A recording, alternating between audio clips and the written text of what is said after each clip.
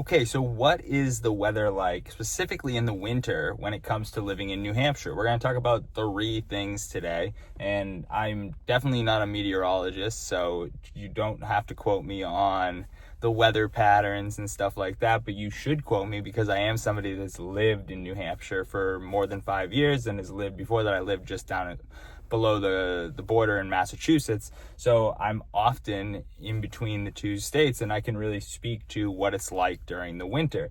So in an ideal world, the winter will start right around November is when we'll start getting cold weather. And the first question that I always get asked by people moving up this way are, how cold does it get? And it definitely gets pretty cold is what I can say.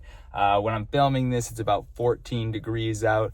But I guess what I will say is it's not a consistent cold. Obviously, once it gets to be the winter months of December, January, February, we can sort of expect the weather to be below 40 for the most part. But in that range, sometimes we get days that are just about 40. Other days you'll wake up and it is literally 3 degrees out and you don't feel like getting out of bed. And that will happen. That is not, I'm not going to mince words that, or lie to you and say that it's warmer than it really is up here in New Hampshire. In the winter, it gets cold. And so that's one thing that you should definitely know is that it will get cold. It will stay cold for a longer period of time, sometimes a couple weeks where we don't see weather above freezing. And then the next thing that people most likely ask are, how much does it snow? And in the last 5 years, it really hasn't snowed a whole lot at all.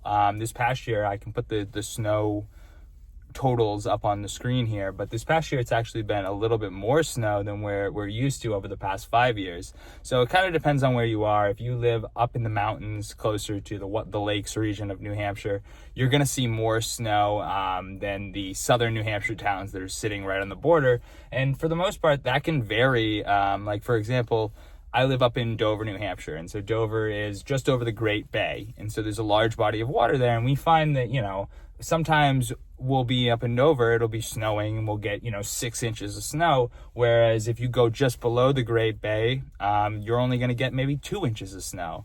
And so, as I said, I'm not a meteorologist, I can't speak to why that happens, but overall, the geography of the actual state itself does also kind of dictate where the snow comes and where it stays for longer periods of time. So cold, snow we've talked about. Really, let's talk about the timeline now. Overall, the timeline is, as I said, starts getting cold around November. Sometimes we'll have an early October cold flash, and with the right recipe of rain, we will end up getting snow early. But for the most part, the first snow is typically around Christmas time. We often will have a white Christmas or New Year's up in New Hampshire, and that's really when the snow starts.